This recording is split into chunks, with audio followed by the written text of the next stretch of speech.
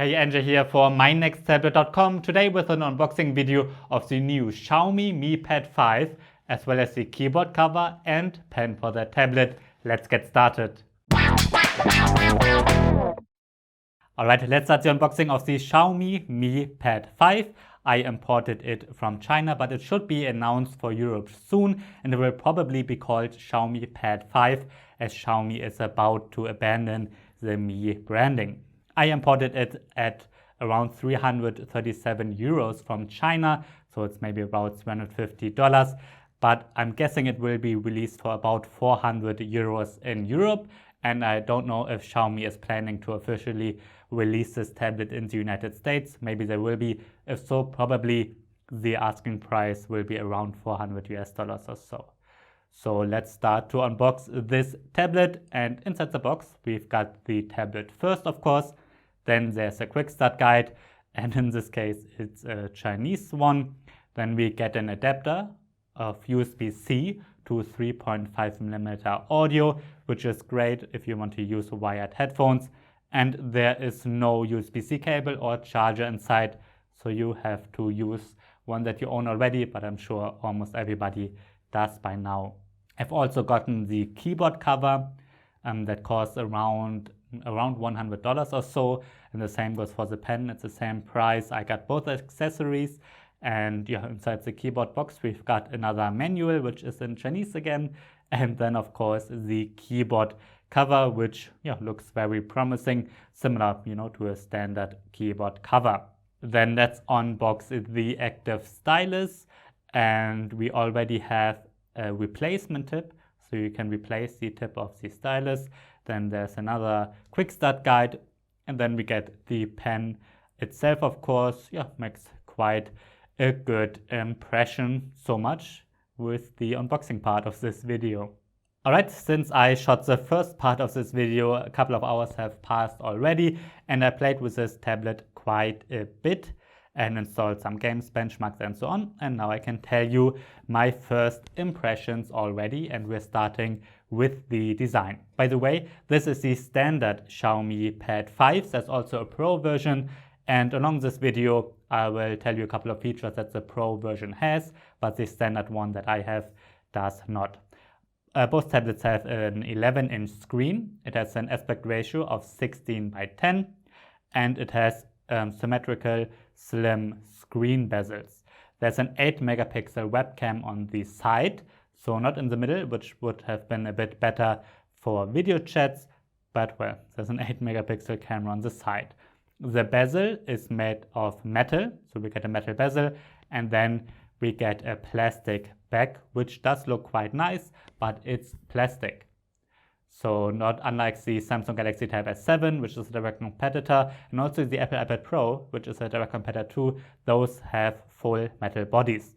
And you can see a quick comparison here.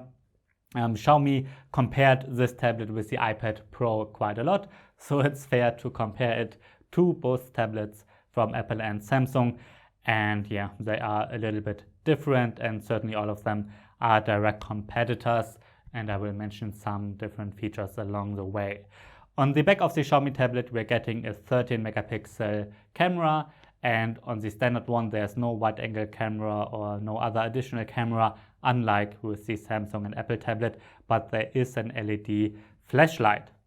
We get 2 speakers on this side and 2 speakers on this side, and the sound quality is pretty good, especially for its price. Then we get a connector for the keyboard cover, and on the top there's a connector for the pen, which has a battery built in, and you charge the pen by putting it on top of the tablet. Yes, that does look very similar like on the Apple iPad Pro, and even the animation is very similar. Now Samsung has something similar. On the Samsung tablet the pen is charged magnetically by putting it here. So yeah, all 3 manufacturers kind of do it like this. There's no micro SD card slot, so you cannot expand the storage, and there's no headphone jack because there's the adapter for that. But there is a USB-C port, of course, which is here. Now let's get to the screen of the Xiaomi Mi Pad 5. It's an 11-inch screen, aspect ratio is 16:10. It's fully laminated and it's an IPS screen, so it's an LCD display just like on the Galaxy Tab S7 and the 11-inch iPad Pro. But the bigger tablets from Samsung and Apple have a bit fancier screens. But I really love that this is a 120 Hz display. That means animations and so on look super smooth, and you will certainly see that when using the stylus, and we will look at that in a bit. Now the resolution is 2560 by 1600 pixels, and that means that icons and text look super sharp, and the sharpness is similar to its competitors. Everything just looks really sharp, and I like the screen. It's a good one. By the way, in the settings, you can set the screen to 120 Hz or 60 Hz, like you can choose between those two refresh rates. And if you set it to 60 Hz, then it will save some battery, of course. This tablet has a wideband level of L1, which means you can watch Netflix and other streaming services with HD or Full HD resolution, and HDR is supported as well. Now let's take a look at the stylus. I've got it here. It's made out of plastic. Mostly there seems to be a little bit of metal on the top here, but everything else is plastic. It feels very similar to the Samsung S Pen, but is not as premium feeling as the Apple Pencil or the Microsoft Surface Pen. We get two buttons here, and then there's a pressure sensitive tip, of course. Now Xiaomi does have some gestures for the pen built in. For instance, let's unlock it here. If you press the lower button and you tap the screen, then you can start to write a note. For that, the Xiaomi Notes app is opened, which looks very similar to Apple Notes. The design of the app is almost identical to Apple Notes. There's another feature. If you press the upper button and you press it and you hold it, then you can take a screenshot either of the full screen, or you can select something. Then if you go to edit, you can annotate that screenshot, similar to what you can do on most tablets that support active pens. So Xiaomi has those gestures here built in for the pen, which is nice. But of course you can use any other app from the Google Play Store. You can see me writing here with Note Shelf, and I really love that the pen seems to be very precise. I would say almost on a level as the Samsung S Pen or Apple Pencil. I will have to do a proper comparison for my final review, but it certainly reacts much better than what I previously reviewed with the Lenovo stylus or the Asus stylus. They just weren't on the level as Samsung's S Pen or the Apple Pencil. And one reason for that is also the 120 Hz screen, because writings and drawings with the pen really look almost instant. And part of the reason for that is the 120 Hz screen. So I like the pen a lot. I will have to review it more thoroughly, but my first impressions of the pen are really good. Inside the Xiaomi Pad 5 sits a Qualcomm Snapdragon 860 processor, and in the Pro version there's a Snapdragon 870, so a little bit faster chipset.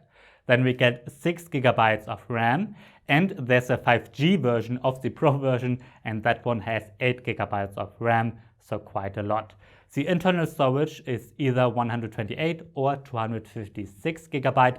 I've gotten the 128 GB version, and out of the box 17.3 GB are taken up by the system, and there's no microSD card slot, so think about how much storage you need when buying it. You can see my Geekbench 5 benchmark comparison here, and the results are very interesting. This one with the Snapdragon 860 sits just below the Samsung Galaxy Tab S7, which is pricier by the way, and I'm guessing that the Pro version will be on a similar level, if not a little bit above the Galaxy Tab S7 and S7 Plus. But you can clearly see that the Apple iPad Pro with the M1 chipset continues to be crazy fast, much faster than every Android tablet on the market right now. But the Xiaomi Mi Pad 5 certainly does compete in the upper premium range of Android tablets.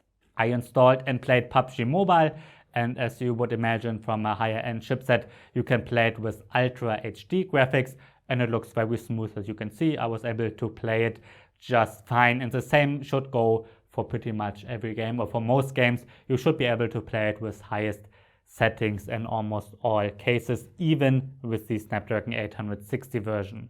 Now let's get to the software. Xiaomi is shipping the tablet with Android 11. Let's quickly go to all specs here, and there's Android version 11.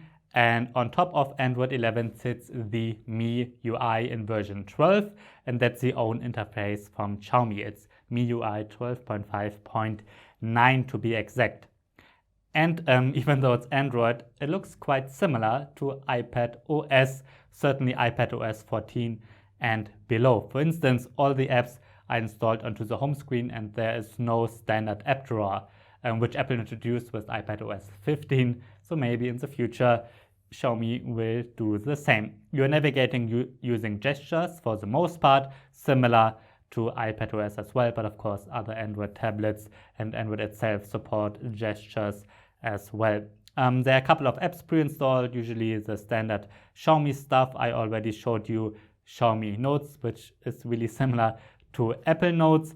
And in the Chinese version, there's no Google Play Store pre-installed usually, but the shop I bought it from, they pre-installed the Google Play Store, Gmail, and so on. But if you're getting the European version, which I suggest you to get if you're in Europe, then of course it makes sense. I mean, to get the European version, I wouldn't import it from China once it's launched globally.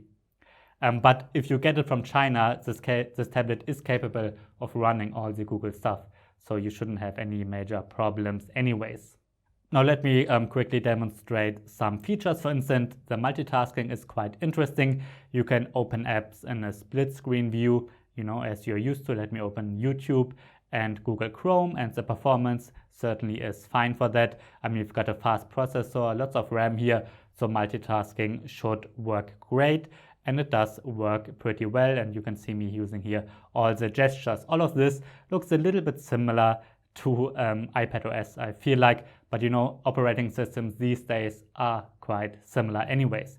If you're long pressing the Notes app, you can, or with many apps, you can open it in a free floating window, which again, Samsung tablets are capable of this as well, and Apple has this slide over feature, so those features are very similar. And especially with the Notes app, that's great, of course, because if you want to use the pen, I probably have to, how do we start? Let's just start it with a pen.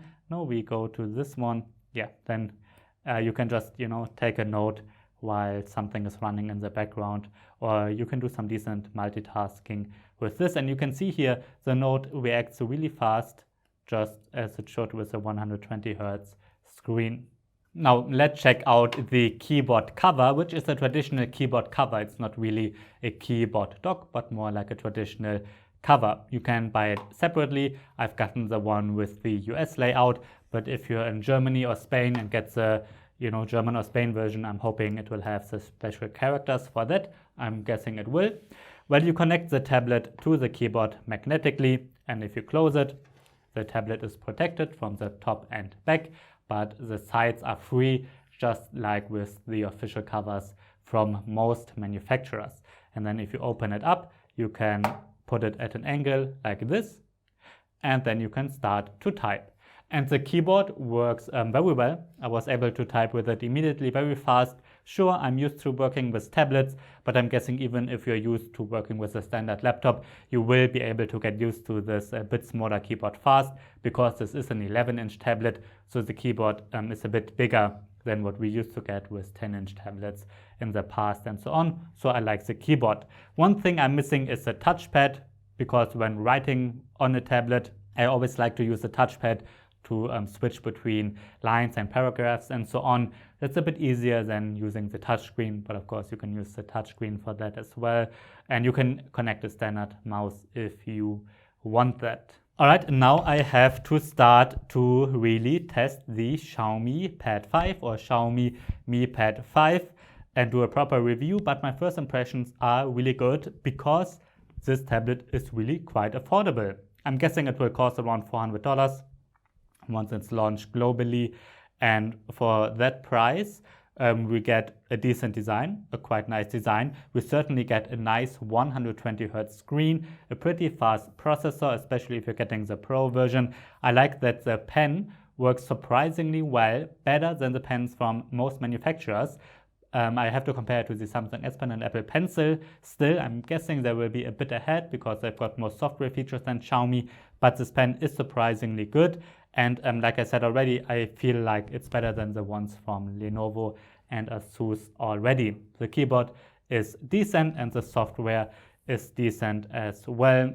Nothing crazy with the software, nothing crazy special, but it's running Android 11 and that's what matters. It certainly seems to be a nice competitor to premium tablets from Samsung and Apple, but as I said, I really have to start my real full review now, and I'm guessing it will be released in a couple of weeks, and comparisons with the iPad Pro and Galaxy Tab S7 will follow as well.